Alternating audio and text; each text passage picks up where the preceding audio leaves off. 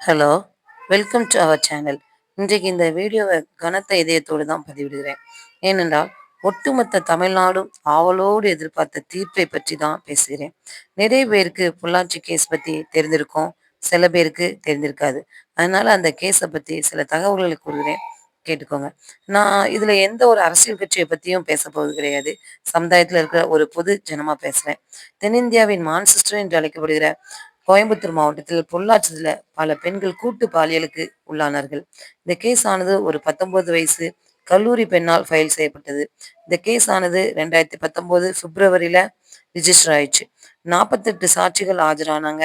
Case CBI விசாரிக்கப்பட்டு நேற்று 13/5/2025 தீர்ப்பு வழங்கப்பட்டது. குற்றவாளிகள் அனைவருக்கும் சாகும் வரை ஆயுள் தண்டனை வழங்கப்பட்டது. இந்த கேஸ்ல நீங்க பாத்தீங்கன்னா, பாதிக்கப்பட்ட பெண்கள் அந்த கயவர்களோட மாட்டிக்கொண்ட முறைய பாருங்க. ஒருவன் தன்னை ஃப்ரெண்டோட தங்கச்சிய வழியில பார்த்து, "உன்ன நான் ட்ராப் பண்றேன்" அப்படின்னு சொல்லி கூறி வன்முறைக்கு ஆளாக்கியிருக்கான். ஒருவன் என்னன்னா, பியூட்டி பார்லர் வேலை பார்க்குற தன்னுடைய லவ்வர, தன்னோட ஃப்ரெண்ட் ஒய்ஃப்க்கு வளகாப்புக்கு மேக்கப் போடணும்னு சொல்லி கூட்டு போயி, அந்த பிள்ளைய கூட்டு பலாத்காரம் பண்ணியிருக்காங்க.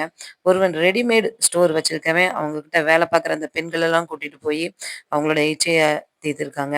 இந்த மாதிரி காலேஜ் என்ட்ரன்ஸ்ல கேட் பக்கத்துல போய் நின்னு, ஹீரோ மாதிரி நின்னுகிட்டு, அந்த பிள்ளை பலகீனமான பெண்கள் சில பிள்ளைங்க வந்து, நம்ம அந்த ஹீரோ நம்மள பார்க்குறாரு அப்படின்னு சொல்லிட்டு இருக்கிற பிள்ளைங்கள் வந்து, அவங்கள வந்து விரும்புவாங்க. அந்த பிள்ளைங்களோட பலவீனமான மனச பயன்படுத்தி, அந்த பிள்ளைங்க கிட்ட வந்து தப்பா நடந்துருக்காங்க.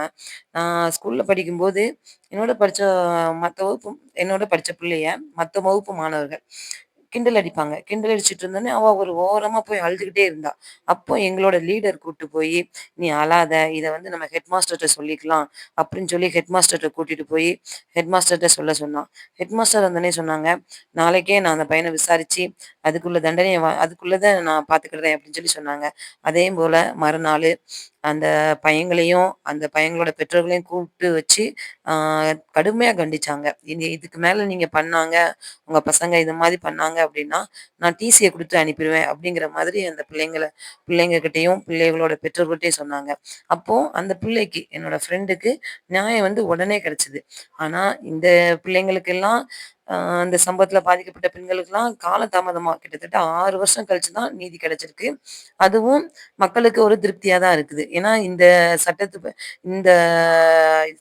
இந்த கேஸ்ல மாட்டுனவங்கள வந்து நம்ம வந்து தூக்கு தண்டனைக்கு குடுக்க முடியாது. ஏன்னா, அவங்க எந்த ஒரு கொலையும் பண்ணல. பிள்ளைங்களோட மானத்துல விளையாண்டுருக்காங்க. அவங்கள்ட்ட இருக்க பொருட்கள திருடியிருக்காங்க. அந்த மாரி தான் பண்ணியிருக்காங்களே தவிர, அந்த பிள்ளைங்கள வந்து கொலை பண்றதுக்கு அவங்க வந்து இது பண்ணல. அதனால இவங்களுக்கு வந்து இந்த கேஸ பொறுத்தவரைக்கும் அதிகபட்ச தண்டனையே ஆயுள் தண்டனை தான். இந்த வீடியோ மூலமா உங்களுக்கு நான் உங்களோட வாலிப பிள்ளைங்களா இருக்கீங்க.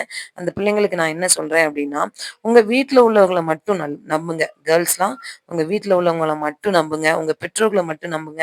உங்களுடைய உங்க சகோதரர்கள மட்டும் நம்புங்க. அந்த வீட்ட விட்டு தாண்டிட்னா யாரையுமே நெய்பர்ஸையும் நம்பாதீங்க. யாரையுமே. ஏன் அப்டின்னா, எல்லா பக்கமுமே ஆ எல்லா எல்லா மனுஷர்கள்ட்டயுமே ஒரு கெட்ட பழக்கம் உண்டு. வாய்ப்பு கிடைச்சா, அவங்களும் கெட்டவங்களா மாறுறதுக்கு நெறைய வாய்ப்பு இருக்கு. அதனால நீங்க வந்து உங்கள பாதுகாக்கிறதுக்காக போலீஸ் இருக்குன்னு சொன்னாலும், 24 மணி நேரமும் அவங்க உங்க கூடயே இருக்க முடியாது. ஏன்னா, அவங்களுக்குன்னு சில டியூட்டீஸ் இருக்கு. எல்லாத்துக்கும் அப்படி பாதுகாப்பு குடுக்க முடியாது. அதனால நீங்களே உங்கள சேவ் பண்ணிக்கோங்க. உங்கள தனிப்பட்ட முறையில உங்க லவ்வரோ, இல்ல உங்க பாய் பெஸ்டியோ, இல்ல உங்க ஃப்ரெண்டோ உங்கள தனிப்பட்ட முறையில சந்திக்கணும்னு சொல்லும்போதே கொஞ்சம் உஷாராயிக்கோங்க. ஏன்னா, நிர்பயா கேஸ்ல இருந்து இந்த பொள்ளாச்சி கேஸ்லயும் சரி, தற்போது பாதிக்கப்பட்ட அண்ணா யுனிவர்சிட்டி பெண்ணு அந்த கேஸ்லயும் சரி, எல்லாருமே அவங்களோட ஆண் நண்பர்களோட தனிப்பட்ட முறையில சந்திச்சதுனால தான் பிரச்சனை வந்திருக்கு. எனவே முடிஞ்ச வரைக்கும் அந்த சூழ்நிலைய தவிர்க்க பாருங்க. தவிர்க்க முடியாத சூழ்நிலைகளா இருந்தா, அந்த பாதிப்பு ஏற்பட்டாலுமே பிரச்சனை இல்ல. அந்த வெளிய வந்து தைரியமா கம்ப்ளைண்ட் பண்ண பாருங்க. ஏன்னா, ஒருத்தவங்க கம்ப்ளைண்ட் பண்ணா மட்டும் தான் அது மத்தவங்களுக்கு எல்லாத்துக்கும் ரீச் ஆயி, அந்த சூழ்நிலையில நம்ம எப்படி ஹேண்டில் பண்ணணும் அப்படிங்கிறது தெரியும். தங்களுடைய பிரைவேட் வீடியோ வந்து யாருக்குமே ஷேர் பண்ணாதீங்க. கேர்ள்ஸ் ஃப்ரெண்டுக்குமா இருந்தாலும் சரி, பாய் ஃப்ரெண்டுக்கா இருந்தாலும் யாருக்குமே அவங்க வீடியோ எடுத்து அனுப்பு அப்படின்னு சொன்னா, அந்த மாதிரிலாம் நீங்க வந்து வீடியோ எடுத்து அனுப்பாதீங்க.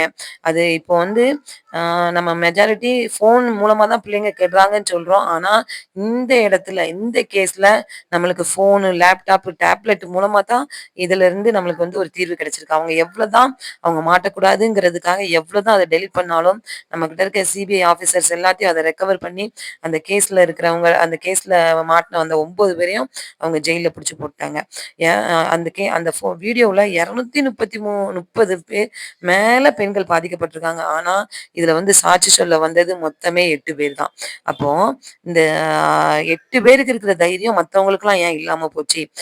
பேரண்ட்ஸ் பிள்ளைங்க தப்பு பண்ணாங்க அப்படின்னாலுமே, நீங்க அவங்களுக்கு இது தப்புன்னு சொல்லிக் குடுத்து, அவங்க கிட்ட இருந்து அதுலருந்து வெளிய வரதுக்குள்ள இதத்தான் பார்க்கணுமே தவிர, "நீ தப்பு பண்ணிட்ட, நான் தப்பு பண்ணிட்ட" அப்படின்னு சொல்லி குற்றம் சாட்டாதீங்க.